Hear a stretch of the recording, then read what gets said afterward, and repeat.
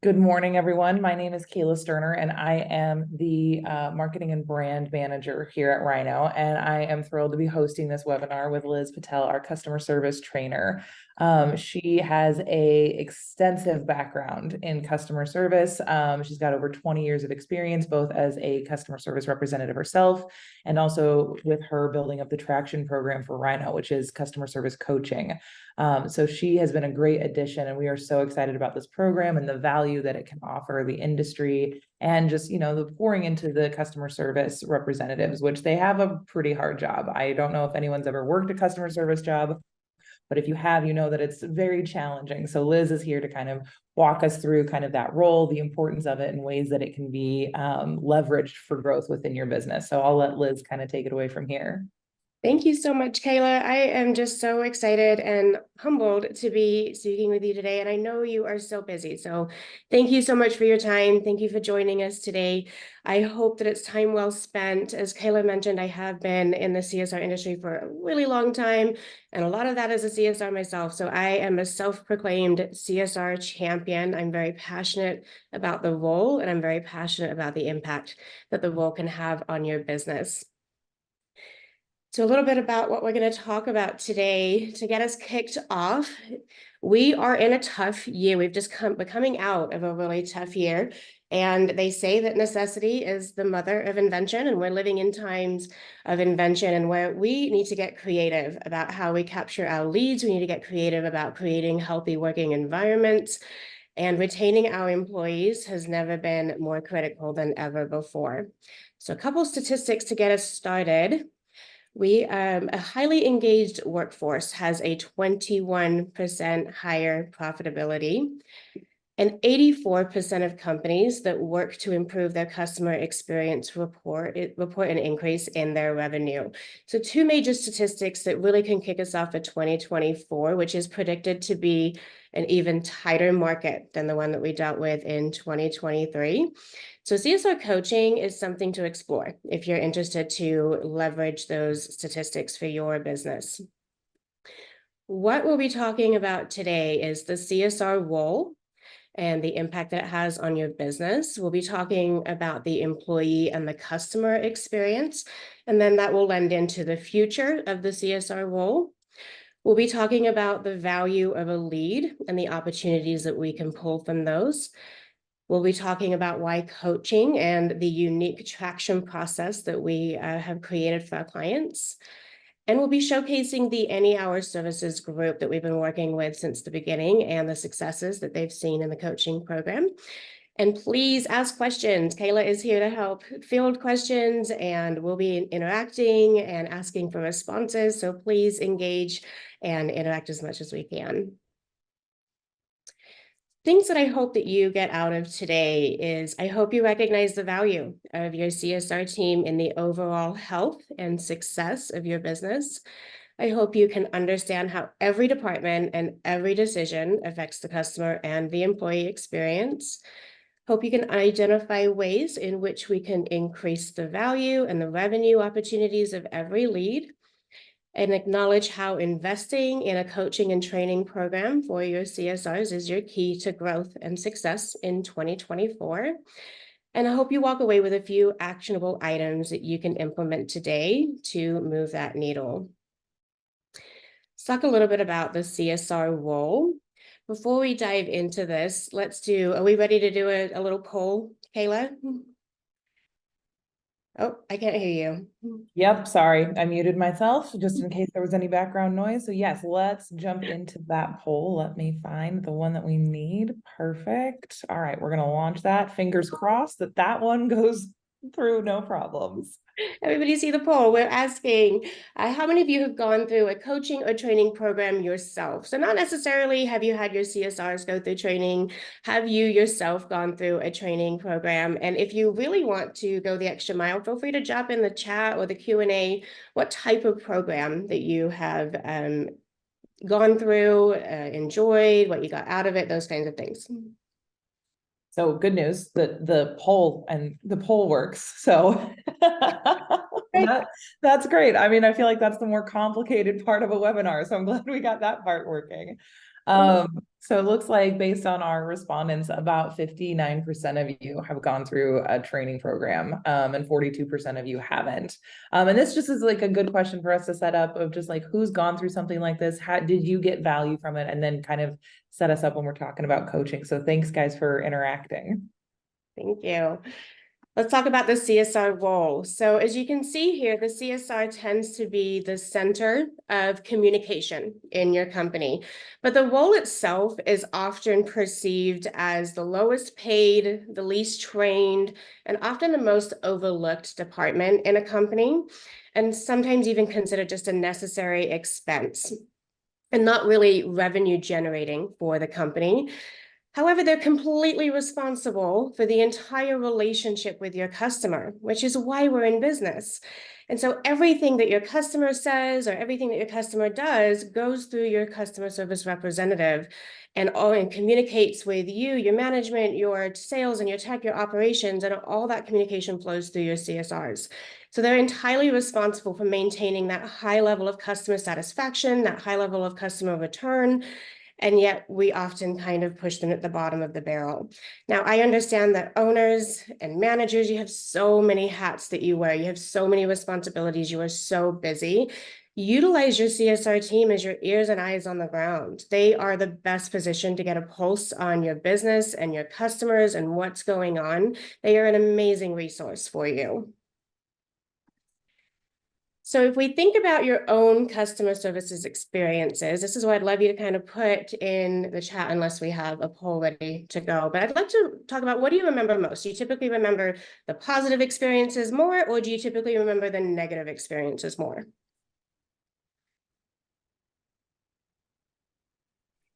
Let me just get that set up. I know personally, I have had a experience with a carpet cleaning company that was so positive. I raved about them to everyone that I knew because of how excellent they were. Yeah, it often seems that we remember more negative experiences, right? We remember, well, this company was terrible and this company treated me really badly, but we don't really remember the specific details. We just write them off as a company. But when it comes to the really good ones, we remember the little details. We remember what they said. We remember how they made us feel. We remember the situation. Those amazing experiences make such an impact on a relationship with that company. Right, we're split nearly even right now, Nice. with positive and negative experiences. I love that because it really just does show that our customers are so subjective, right? Everybody has different perceptions. And that's why it's so important that the positive outweighs the negative, right? Love that. So let's talk a little bit about how we define work. This is going to be a really interesting discussion because there's certain things that go into, well, how do we define what's important? What is worthwhile? What's valuable in the work that we do? So the first thing that defines work is a strategic impact. So these are jobs that have a direct and substantial impact on the company's strategic objective, and even the long-term goals, and are considered to be crucial to the company. The company can't survive without it. The next component is revenue generation. So the job directly drives revenue into your company. It is responsible sometimes for sales and regenerating revenue, but it's bringing revenue into your company. It's affecting your bottom line. And the last one is the critical skills and expertise. So jobs that require specialized skills, knowledge, expertise that are essential for the company's operation. So let's take a little poll. Which do you think is most important when it comes to valuable work? Do you feel like strategic impact is a little bit more valuable, revenue is more valuable, or those critical skills and expertise? We are having a slight technical issue with that question in particular. Okay. I think it's because I'm still sharing the results. So let me stop sharing the results from the poll we just took. And there we go. We'll launch that one. Awesome.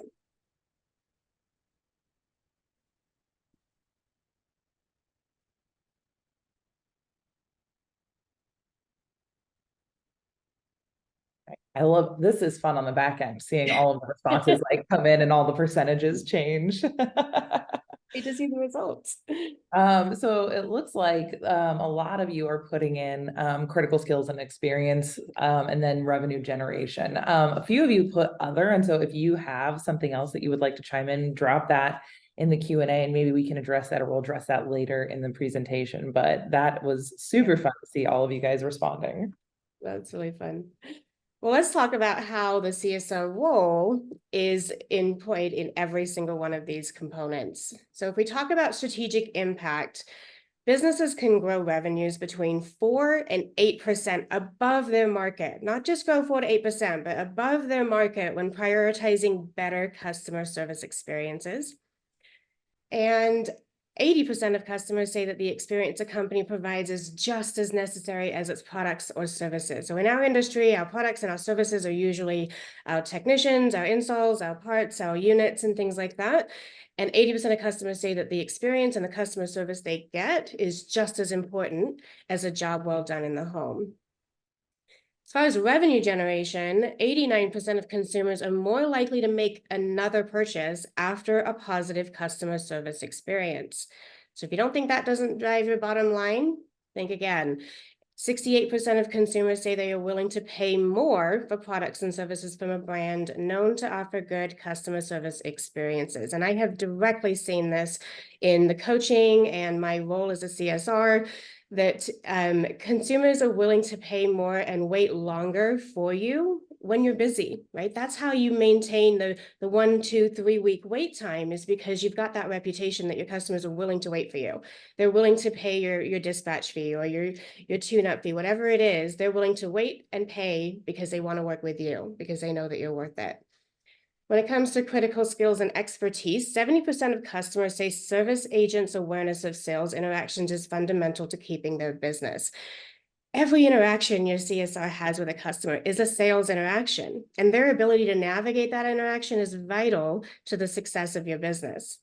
And feeling unappreciated is the #1 reason customers switched products and services. It very rarely comes down to a mistake that you made, and more often than not comes into the way they were treated by the customer service representatives and the experience that they were provided. So a little bit of insight into how your CSRs directly impact your strategic impact, your revenue, and bring those critical skills and expertise to your business.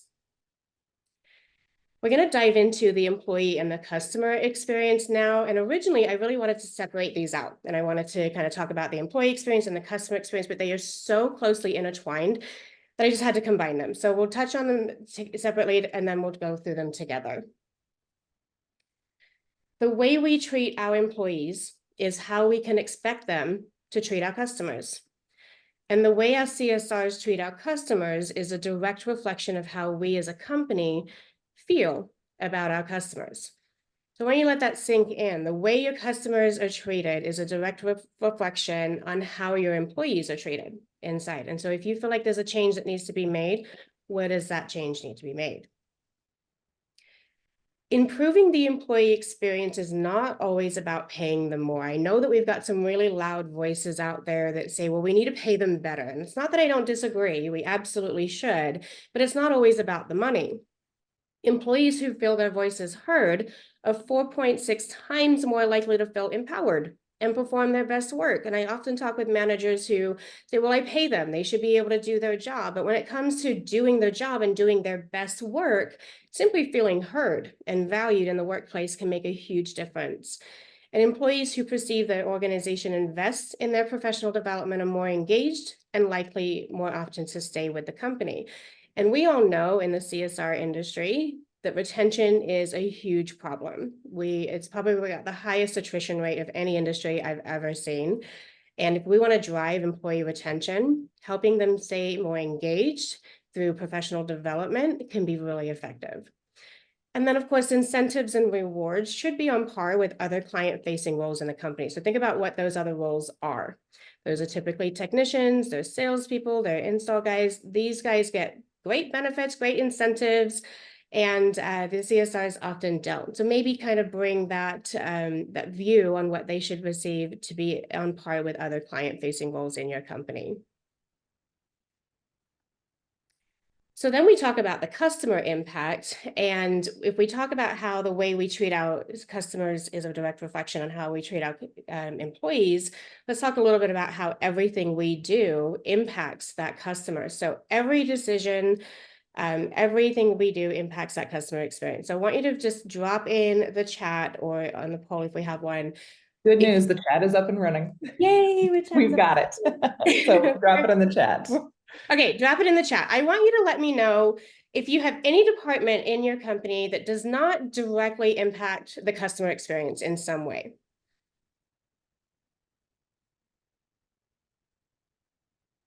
What department might that be?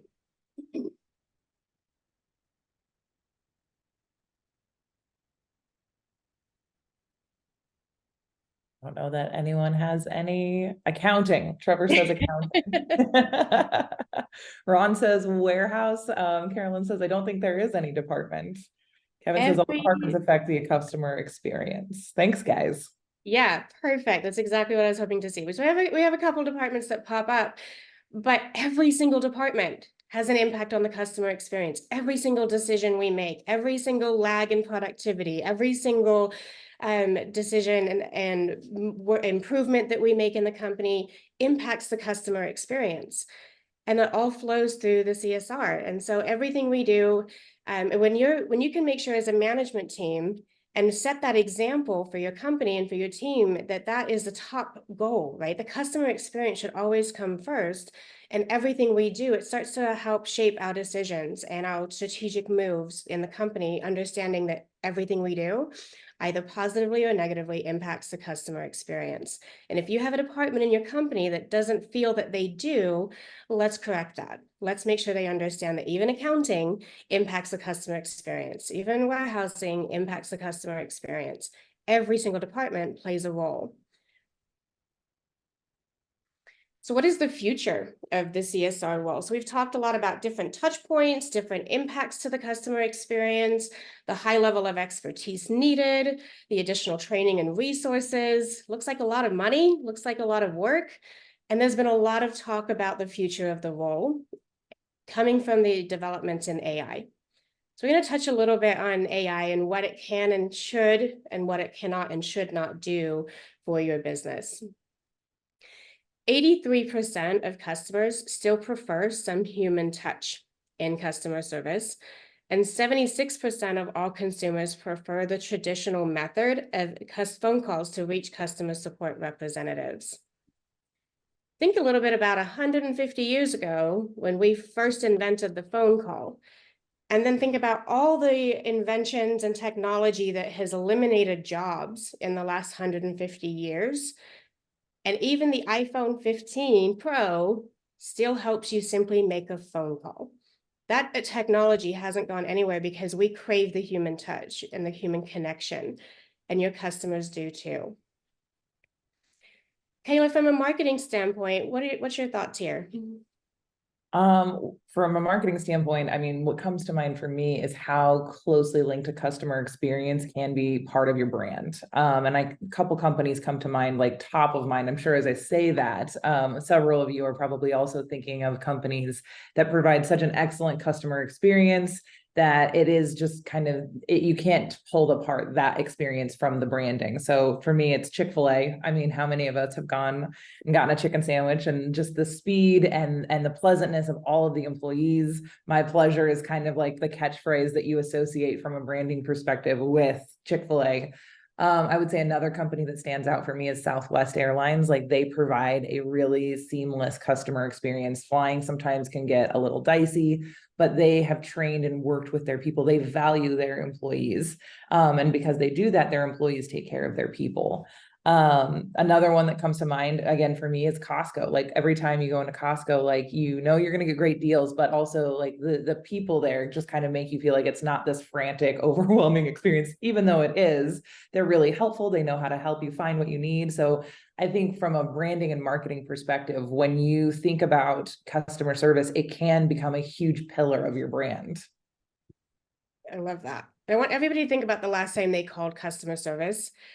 And how many of you can either raise your hands or put me in the chat, how many of you just pushed pound or zero as many times as possible to get through to a human being to talk to and skipped all the IVR choices and all the prompts and tried to get somebody right away?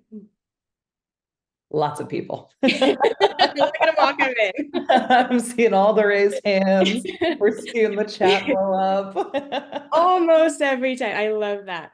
We have so many technology choices in front of us, and your customers have so many different options in order to make an appointment with you. They could send in an email, they could send in a contact form, they could get on your chat, they could even submit the appointment time themselves on your website, and yet 76% of customers are calling you. They want to talk to a human being because we all feel that our question's different, that our issue is an exception, that we need a specialized help, and AI is never going to be able to meet that expectation.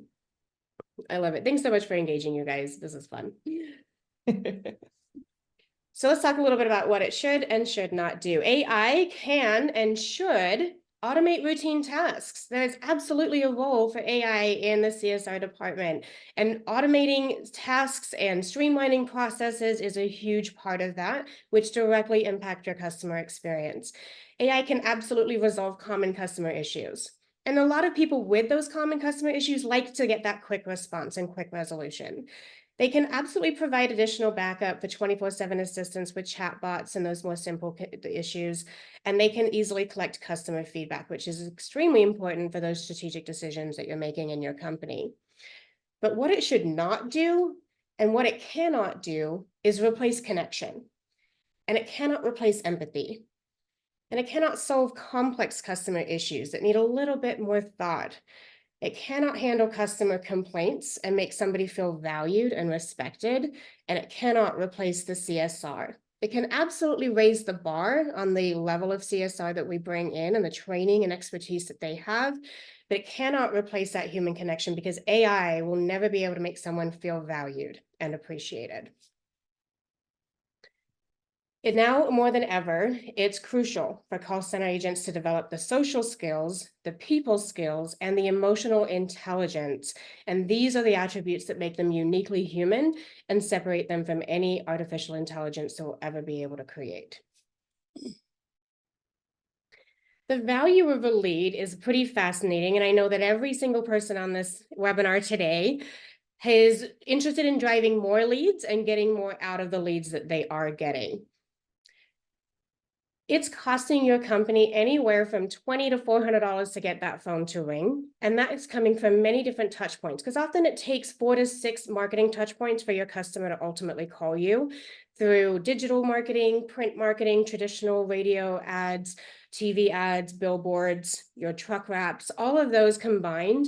Typically, a customer needs 4 to 6 touch points before they recognize your brand and pick up the phone to call you. One call has the potential to result in several bookings and regenerating revenue.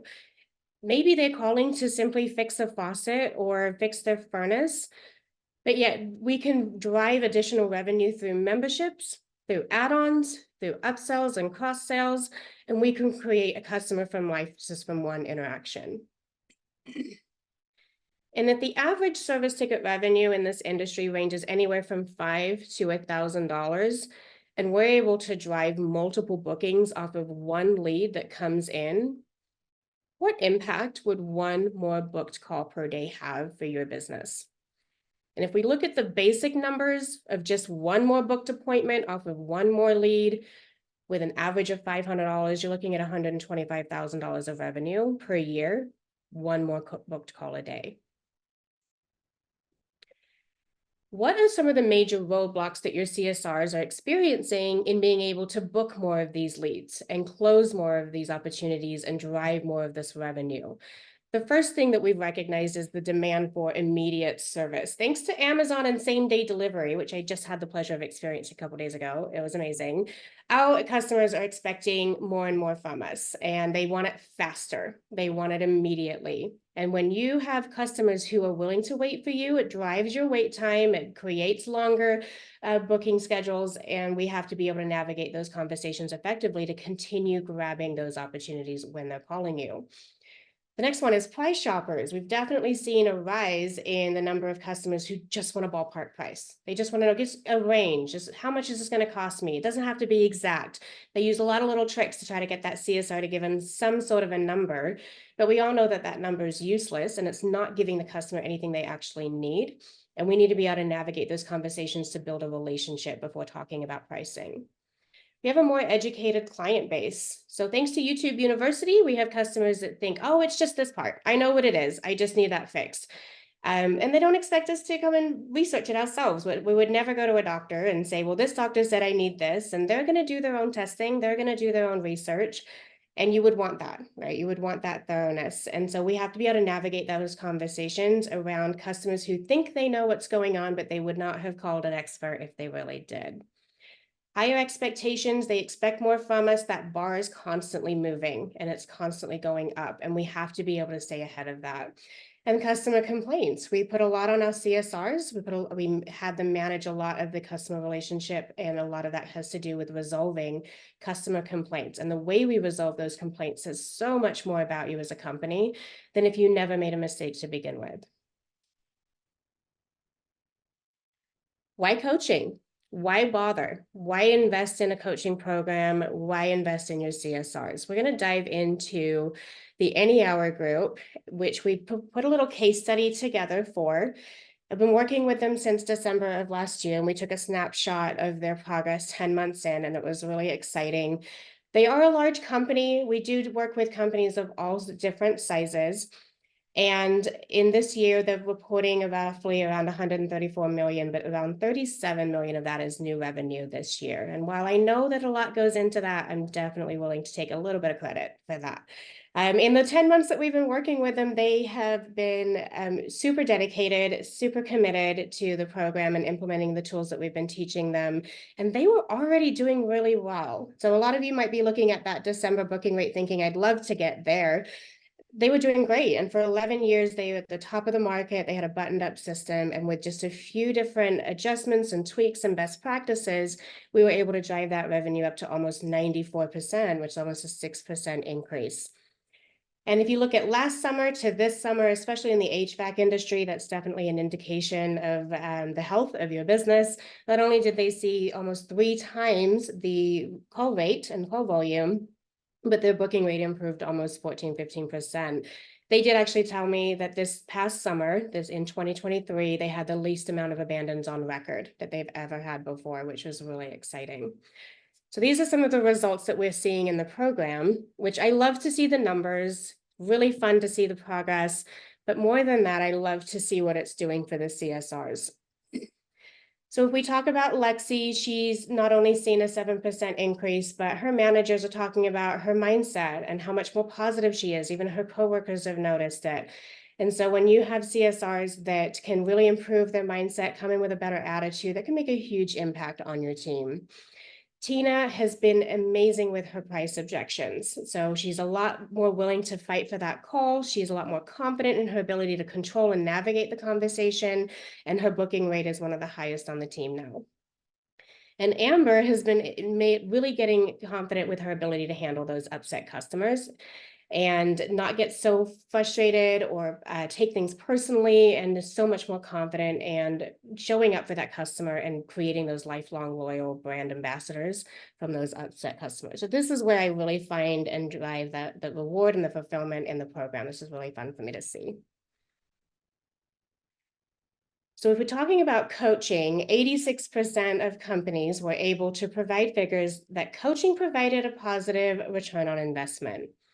And most of those, or the median company, showed a 700% return on investment in that initial coaching investment. So if you go back to the figures we were talking about before, one more booked call a day at $125,000 of additional revenue, what would that be worth to you? What would that investment be worth for you?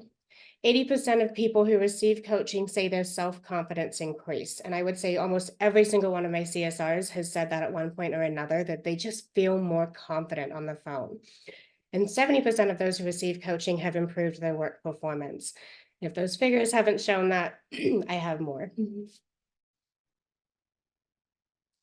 We have a few specific strategies that are a little unique to move that needle. some of those. And moving forward, a lot of this is what I'm hoping to give you a couple little Christmas gifts. So very early Christmas for you to take away and really utilize in your team. So some of the things that we can do for your team is provide a comprehensive and customized call flow. And this is designed to increase brand recognition and create a consistent and efficient approach to every call. This is not a script. This is a process. And if every CSR can bring their own amazing personality and problem-solving skills to this process, you will raise that needle in a really big way. Actionable tools and strategies proven to help CSRs book their most difficult calls. So every single CSR struggles with booking that price objection, booking that timing objection, and the tools that we provide help them book those calls in a confident manner while providing the experience and maintaining the amazing experience. And revenue generating processes to increase membership enrollment, add-on services, additional touch points through outbound campaigns. When you understand that your CSR is one of your best revenue generating departments in your company, you can utilize them to increase that regenerating revenue through add-ons, memberships, and outbounds. What does that process look like and what is so unique about it? So after we create that custom call flow for you, we're going to come out and do a workshop and a kickoff and get everybody excited about the coaching process. And what really sets us apart is our 8-week intensive. We want to get all these core values and these simple changes that your CSRs can make as quickly as possible, so you see a return on your investment as quickly as possible. So we have an 8-week intensive. They're going to get coaching weekly for 8 weeks, when they master and start to implement that call flow for you. Phase 3 is all about that ongoing bi-monthly coaching, where we cover the more advanced tools and skills that they need to handle those difficult calls. And then once they're done with the curriculum, we'll go into once-a-month coaching, because we all know when we take away accountability and support, we go back to old habits. Some of the patterns that we've seen, and you guys are welcome to take screenshots of these. These are some things that I'd love for you to be able to refer back to and kind of help build a little bit of a foundation for your team. But these are some of the patterns that we've noticed as we onboard. So if some of these resonate with you, you're not alone. We see this all the time, but a lot of CSRs really focus way too much on just getting through the calls quickly, right? They see the call volume, or they think that the handle time is super important, which it is, it's a factor. But what ends up happening is, in our attempt to get through that call really quickly, the customer experience suffers. And the call ends up taking longer, because the customer will spend more time reiterating their issue, trying to feel heard, trying to feel validated, and the call ends up taking longer. A lot of CSRs are jumping right to business. So the minute the customer says, oh, I just need somebody to come and look at my furnace, like, great, where are you located? Let me look at your schedule and see what we can do. And we're jumping right to business, and we're missing out on an amazing opportunity to connect with our customer and build a relationship and a foundation for that future relationship with the customer. Sometimes it's a matter of lack of clarity or alignment on company goals and visions. I can't tell you how many times I've gone into a company and the managers have one expectation, the CSRs have a completely different expectation. So it's an opportunity to check in with each other and make sure everybody's aligned on what those goals are, and make sure that line of communication is open. Maybe there's a lack of consistent approach to the call. One of the biggest things I talk to managers about is every CSR is just kind of doing their own thing, and there's no consistent approach. And when it comes to brand recognition, that consistent approach is really important. You want your customer to immediately identify you as a company when they call you. If we don't have any existing membership, referral, or outbound procedures in place, this is an amazing opportunity to increase those revenue touch points with your customers. And then, of course, if we assume that the schedule is all booked up, maybe your CSRs are thinking, well, why do we need to book more, right? If we're already booked up 2 weeks, we don't need to work hard for more. We're busy. But when your phone is ringing, that's the time to capture as many leads as possible to get you through those times when the phone isn't ringing as much. And if you have any questions on any of these, please feel free to dump them in the chat. I know Kayla's watching out for those. Here are a couple tips and best practices. First and foremost, put the customer before the business and the experience before the booking. I promise you that when you put the customer experience first, the booking will come. And maybe, just maybe, it won't come through on that call, but they will call you back, because everybody calls 5 or 6 companies when they're shopping around. And the goal is to create such an experience that sets you apart so much from your competitors that when they do call others, they're like, oh, heck no, I'm coming back to you. You provided the best experience. If the customer decides within the first 5 to 10 seconds of the call, if they're going to do business with you, that's where we really want to focus on that greeting and that consistent approach. So they can tell just on the way you answer the phone, your tone, your energy, the welcome greeting, whether or not they even want to continue that conversation with you. Sometimes answering the customer's question isn't actually helping them. I know I might get a lot of confused looks right now, but think about it this way. If a customer calls and they say, hey, can you give me a rough idea of how much this might cost? And your CSR immediately answers them with, well, we don't give pricing. We'll have somebody come out and take a look at it and we can give you some pricing in person. That customer will say, okay, thanks, bye. And they have gotten zero valuable information out of you as a company that actually helps them. And if your customer says, well, I just need somebody today, can you come out today? And we say, well, our schedule's booked today, but we can come tomorrow. They're going to say, okay, thanks, bye. And we are missing these opportunities to build a relationship and control when and where we provide the information that we can to the customer. If you offer this service and they're in your service area, it's a lead. It's that simple. There's no more what's a qualified lead, what's not a valuable lead. If it's in your area and you provide the service, it's a lead and it can be booked. I have a lot of CSRs like, well, they're just shopping around. They're not serious. And I don't know anybody ever who's woken up one day bored thinking, I wonder what it costs to install a water heater. I'll make some calls and not have any need for a water heater. I promise it's a bookable lead. And then lastly, an upset customer is simply an opportunity to create a lifelong loyal brand ambassador. We have seen statistics that 1 in 26 customers tell you when there's a problem. So if it sounds like or feels like you're getting a lot of upset customers, imagine all the people who aren't calling. So an upset customer that calls you and tells you what's wrong and gives you an opportunity to fix it and improve as a company is a reason to be grateful and is an opportunity to create a lifelong customer. I mentioned it before, but the way we resolve customer complaints says so much more about us as a company than if we never made a mistake to begin with. I get asked a lot about KPI benchmarks in the industry, and sometimes we get so stuck in our business and our environment and our neighborhood that we're not really sure what else everybody else is doing. These numbers can be fluid, but this is typically what I see as benchmarks in the industry. We're typically trying to get an 85% booking rate. Within my program, we're trying to get a little higher than that. I've seen a lot of my companies get above 90, but 85 is a healthy rate. Your average call handle time should be roughly 4 to 6 minutes. This is a great range of time to provide an amazing experience, give the customer what they need, and still be efficient, and make sure that the customer gets handled efficiently and effectively. As far as average calls per day, so this is really tough to measure because it all depends on your call volume and how many CSRs you have and things like that. So the way I like to explain this is if you have a constant flow of calls and your CSR is either always picking up a call or always dialing a call, they should be able to take 50 to 60 a day without burning out. And a customer return rate. So this is a huge indication of the health of your business. How many of your customers were so happy with the first experience they're willing to work with you again? Now, a lot of the times in the industry, we see roughly 25 to 30%. We really want to get that number closer to 40 and maybe even above 50 is what we're driving for.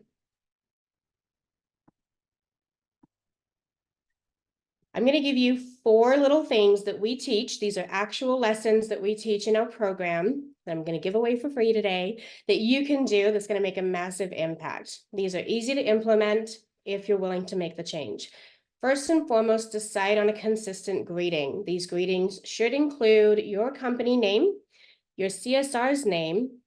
You should be asking your customer's name as the first thing you ask, and you should be offering assistance. Now, as far as how that sounds or how you offer assistance or how you brand your company, that's up to you. But if your greeting can have every single one of those components, we're off to a great start.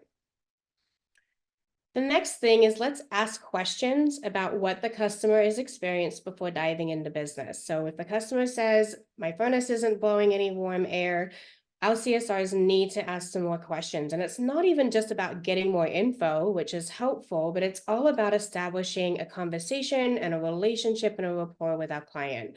So how long's that been going on? Is it blowing any air or no air? Are you hearing the blower turn on? What else can we do to engage that customer and let them know that we are really listening to what they have to say so they feel valued and heard? Set your company apart and show why they should work with you before discussing any pricing. I tell my CSRs, if you're going to give any pricing at all, there needs to be some value about what that pricing is worth before we discuss it. And decide on a consistent closing statement. Your closing statement is what leaves that impression, that last impression with your customer. So how do we want to end that call? Be intentional about the impression that we want them to leave with so that they remember you. Now, that was a lot of information. So if you have any additional questions, if you'd like any more information about the program, if you'd like to connect in any way, please feel free to reach out to me. I answer all my emails that come through. Or if you'd rather get in touch with Kayla through the webinar link, you're welcome to do that. If you are emailing me, please title your email with Traction Discovery Call Request so I can immediately identify that it's you and prioritize your email. But I'd love to chat with you. I'd love to get more information about what we can do to help you. And if you need any more information, please let me know. But thank you so much for being here. We really appreciate your time. We're going to hand it over to any questions that have come in.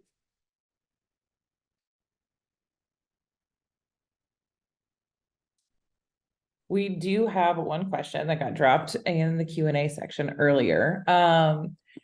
Jesse said that they've used coaching in the past, but it felt like they were being trained to be scripted. So can you talk about how the Traction program works? I mean, you kind of alluded to it earlier about how it's kind of more about emotional intelligence and understanding clients. So talk a little bit more about like, what does that look like to train that? Yeah, that's a great question. Sometimes scripts can be helpful. And so I'll always work with my clients and my owners and managers to decide what works for their team. What should be scripted? What do we want to have super uniform? And what do we not want to be scripted? I will always recommend your grading to be scripted. It really should be consistent. It really should be branded. That I recommend being scripted. Everything else should be a process, should be connecting with the customer in your own way. So as far as what questions you ask, how you connect, how you validate, how you reassure, that's going to be up to your CSRs, up to their personality. But there's a right? There's a checklist of sorts that is determined and proven to provide the best customer experience. And how we do that along the way is going to mostly be up to your CSRs and their personality, because we want them to be real human beings. That's the whole point of being able to connect that emotional intelligence and that human being side of them.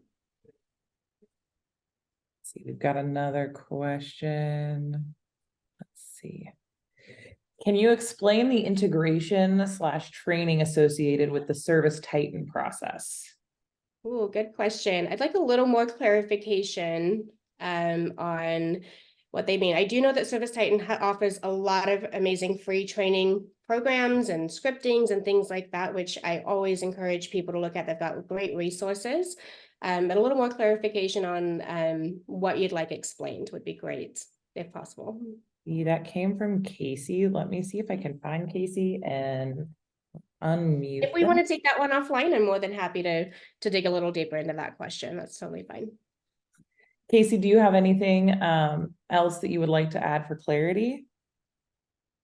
I guess just on the clarity side, can you hear me? Yeah, Yes. we can hear you. Just looking at, a myriad of training processes, training opportunities for CSRs. So to reduce confusion, I guess, your system versus the Service Titan system and how we meld that together. Absolutely. The Service Titan system, there's a couple different answers to that question because we've got the layout of the Service Titan. A lot of companies call it the real estate and how it looks, how the questions pop up, how we fill out the data. And so we can always navigate that with a client specifically on how they've set it up. As far as our program goes, we really primarily focus on the core values of a customer experience and that one-on-one coaching to help that CSR meet them where they are. And we can integrate that to a certain point with Service Titan and the layout and what they offer. If that's not quite the answer that you're looking for, then let's talk a little bit more and make sure that I'm understanding your question.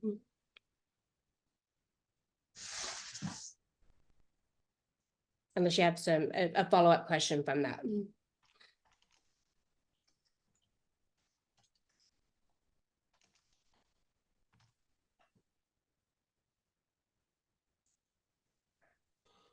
Casey, did that answer your question? Yes. Okay. Thank you. See, we got some more questions. Let me go to those. Are there AI companies you recommend for following up on leads and getting reviews? I'm gonna let Kayla answer that one. Well, I know that we, as RYNO, we partner with a company called Liftify for reviews. And so I'm not sure to the extent that they leverage AI, but there is definitely a lot of automation processes out there that you can leverage for getting those things. Shane said Liftify is awesome. And so I know that we even internally have used Liftify to ping our clients for reviews. So there are definitely some great resources out there. I just know that we can recommend Liftify, so don't take that, like, please do your own research, but we love Liftify. And so, yeah, that's another really great question on getting those reviews. For me, I will just say, speaking from a personal experience on getting reviews, I used that carpet cleaning company that I referenced earlier, and they begged me when they finished. They were like, what we care about most is reviews. And they had done such a great job. And that was such a sweet ask, like in the moment. And so they were like, please go review us. And then 2 weeks later, I got a handwritten on letterhead note from them saying, thank you so much. We saw your reviews online. We really appreciated that. So I just thought that that was like a really sweet, like, human connection point, that they really valued those reviews. And then also like hand wrote me a note for a review. I was like, wow, we are old fashioned and I love it. Shane says that Liftify is a super easy process and reasonable cost. So that's awesome. So we're getting some other co-signing for Liftify. Yeah, I was hoping Kayla would mention Liftify. There are fantastic resources. We want to be careful about AI when it comes to responding to reviews, because people can tell. They can tell when they're being responded by an AI versus being responded by a person. But as far as generating, it's all about that ask in the home. I really believe that that's what drives the most reviews, is that ask in the home, and then Liftify can boost that. Any other questions for Liz? This was awesome, Liz. Like, every time Liz does this, I feel like I learn things, and I'm always really happy to follow along with what is going on in the CSR world. It's been really fun. If you have any other questions that pop up, feel free to put them in there or reach out. I'm more than happy to have these conversations. We can schedule a call and have them in person. I'm happy to do that. I love reaching out. And I'll just plug Liz. I know in the webinar, we have her LinkedIn information on the registration page. So if you want to connect with her on LinkedIn or have any other additional questions for her, that's really great. Yes, Shane, there will be a recording that will be sent. Someone asked earlier about the deck. We're working on attaching the deck as well, so we can make sure that you guys have all of these resources. Jason has one quick question. Is there a certain way you recommend asking for the review? There are a couple different ways that I've seen super effective. And the biggest issue with leaving a review is the ease of leaving the review. It has to be really easy. It has to be simple. It can't be a lot of steps. So one of the easiest ways to do it is to ask in person and say, hey, we'd be super grateful if you were happy with today's service, if you'd leave a review. It's really important that our customers have found value in what we offer, and then to send them a really easy link right away. Now you can offer something. I tend to steer away from like, hey, we'll offer you a coupon if you leave a great review or something. I prefer a little bit more like, if you leave a review at all, you can offer something, but it's got to be a really simple way to do it. So we send them a text right away with a link that says, if you're able to click on this and leave us a quick review. I have tried many times to leave a review with a company who didn't make it super easy and I gave up halfway through. So if you want them to leave the review, it has to be easy and there has to be a personal ask for it in the home. Say, hey, we'd really appreciate it. Thank you so much for letting us come in. We'd really appreciate your review and letting others know that you had a great experience today. Great question. All right, final call on questions and anything else that you guys want to ask about CSR coaching. Oh, someone did ask about the cost. That is probably a conversation that you should reach out to Liz. It depends, I think, probably on the number of CSRs, all of that stuff. Liz, I'm assuming you can probably speak more to the scope of pricing, just all of the variables. Pricing is all contingent on the size of your business, the number of CSRs that we enroll in the program. We do try to make it fit for your needs. So yeah, reach out and we can put together a custom package for you. Right.